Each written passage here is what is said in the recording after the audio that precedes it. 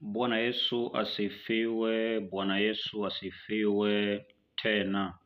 Tunalihubiri neno lake ambalo ndilo ukombozi wa mataifa yote, kwa jina la Baba na la Mwana na la Roho Mtakatifu. Amina. Mwenyezi Mungu wa mbinguni apate kutubariki na kutuongoza katika kulihubiri na kulitangaza neno lake. Neno la Mungu linasema, omba uso wa Bwana uende pamoja nawe. Omba uso wa Bwana uende pamoja nawe. Ndugu mtumishi wa Mungu, pale ambapo unakuwa ukimuomba Mungu, hakikisha kuna majibu. Hakikisha usiingie kwa Mungu ukatoka tupu jinsi ulivyoingia. Ina maana kama kitabu cha Kutoka kinasema kuna kutoka, ina maana kuna kuingia. Pale ambapo tuliingia katika mifumo mbalimbali ya giza na tuliingizwa katika mifumo mbalimbali ya giza, ina maana kuna kutoka. Ina maana ndani ya damu ya Yesu Kristo wa Nazareti aliye hai ndiko kuna kutoka kwetu sisi katika kizazi hiki. Hivyo ndugu yangu, pale unapokuwa ukimuomba Bwana, omba uso wa Bwana uwe pamoja nawe. Kama Mwenyezi Mungu anasema, niite nami nitakuitikia, nami nitakuonyesha mambo makubwa na magumu usiyoyajua. Hivyo Mwenyezi Mungu anaposema umwite, ana maana yeye ataitika. Yeye sio kiziwi wala sio kipofu. Yeye mwenyewe anasema sikio lake sio zito kusikia, ashindwe kusikia. Mwite Bwana. Usimwite Bwana ukiwa na makando, ukiwa na dhambi, ukiwa na mambo mengi, moyo wako bado haujauachilia kwenye vitu vya kidunia, moyo wako bado hujasamehe, moyo wako bado hujawa safi. Ndugu yangu, jikane mwenyewe na nafsi yako, kama Yesu anavyosema, yoyote ajaye kwa Yesu Kristo lazima ajikane mwenyewe na nafsi yake. Nafsi yako isiwe inavutwa kwenye mambo ya dunia, isivutwe kwenye uzinzi, kwenye tamaa ya pesa, tamaa ya ushabiki wa dunia, kupenda nyimbo za dunia, kamari na mambo mengine. Ndugu yangu, jitoe mwili mzima, kwa sababu Yesu Kristo hakujitoa nusu kwako. Bwana Yesu asifiwe tena. Hivyo basi, Mwenyezi Mungu anasisitiza sana wale wanadamu ambao wanaingia kwake, jitahidi sana uombe utoke na majibu. Bwana Yesu asifiwe tena, kwa sababu usipotoka na majibu hakuna haja ya kumuomba Mungu ambaye tunamwamini, kwa sababu tunajua kabisa Mungu wetu ni Mungu wa agano. Ina maana wewe mtumishi usije ukaishi pasipokuwa na agano, utakuwa unapoteza muda ndugu. Bwana Yesu asifiwe tena. Kama vile kitabu cha Kutoka sura ya 33 mstari wa 12 na 17 kinasema kwamba Musa akamwambia Bwana, angalia, wewe waniambia wachukue watu hawa, nawe hukunijulisha ni nani utakayemtuma pamoja nami. Walakini umesema na kujua jina lako, nawe umepata neema mbele zangu. Basi sasa nakuomba, ikiwa nimepata neema mbele zako, unionyeshe njia zako, nitake kukujua, ili nipate neema mbele zako.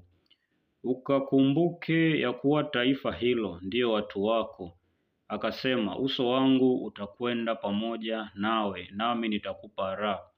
Naye akamwambia, uso wako usipokwenda pamoja nami, usituchukue kutoka hapa. Kwa maana itajulikanaje kuwa nimepata neema mbele zako, mimi na watu wako?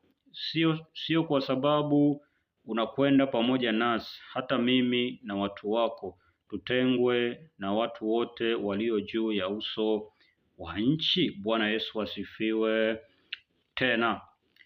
Musa alikwisha kumwambia Bwana, ikiwa nimepata neema mbele zako, basi nijulishe nipate kujua njia zako. Bwana Yesu asifiwe tena, ili aweze kupata kibali mbele za Mungu. Ina maana hauwezi ukamtumikia Bwana pasipokuwa na kibali mbele za Bwana. Yaani kwamba wewe unakuwa kazi yako wewe ni kumtafuta Bwana, lakini una kibali mbele za Bwana. lazima muombe kwanza Bwana akujulishe njia zake. Akujulisha njia zake, ndipo hizo njia zake uweze kuzipita. Ukipita hizo njia, ina maana utamfikia Bwana. Unajua kabisa njia ni Yesu Kristo wa Nazareth aliye hai. Ina maana kama njia ni Yesu Kristo wa Nazareth aliye hai, uweze kusema kwamba mimi nimeokoka tu. Ina maana lazima akutambulishe ndani ya Yesu Kristo wa Nazareth aliye hai. Upite vipi? Hivyo tumekwisha kuangalia, wapo watu ambao wanasema wana wokovu muda mrefu, lakini matendo yao bado yanavutwa na dunia.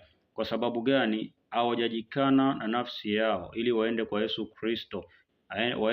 Kristo ili apate kuwatambulisha njia zake. Bwana Yesu asifiwe.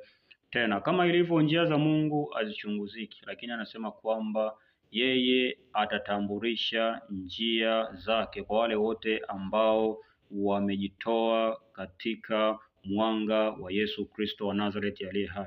Hivyo basi, ndugu yangu, kibali ni kitu cha muhimu sana pale ambapo tunaendelea kumuomba Bwana. Hivyo basi, hakuna haja ya kumuomba Mungu kama Mungu hakupi majibu. Wewe ambaye una magonjwa, ndugu yangu, usikae na hiyo mizigo. Omba, acha dhambi zako ili uweze kupata kibali mbele za Mungu. Mungu ataongea na wewe. Musa anamwambia Bwana, tutatofautianaje kati ya sisi tulio na wokovu na wale wa mataifa? Tutatofautianaje? Ina maana kama wewe bado unamuomba Mungu alafu bado una madeni, yaani umekwisha kumuomba Mungu muda mrefu, bado una madeni, bado una vifungo mbalimbali, bado una magonjwa mbalimbali, bado unakabwa usiku, unalogwa, bado unafanyiwa vitu vya ajabu, bado unaonewa, ujue kabisa uso wa Bwana haupo pamoja na wewe. Bwana Yesu asifiwe. Tena hivyo, ndugu yangu, omba uso wa Bwana uwe pamoja na wewe ili Mwenyezi Mungu apate kuvitoa hivyo vifungo vilivyopo ndani yako. Bwana Yesu asifiwe. Tena kama anavyosema tena kama kitabu cha Yeremia sura 33 mstari wa 3 kwamba niite nami nitakuitikia, nami nitakuonyesha mambo makubwa na magumu usiyojua kuhusu nini? Kuhusu Bwana na kuhusu wewe mwenyewe. Bwana Yesu asifiwe. Tena hivyo tunajua ndani ya Yesu Kristo upo uhuru na ipo amani ya milele. Bwana Yesu asifiwe. Tena baada ya kusema hayo, sina mengi zaidi kusema Mwenyezi Mungu awalinde wote.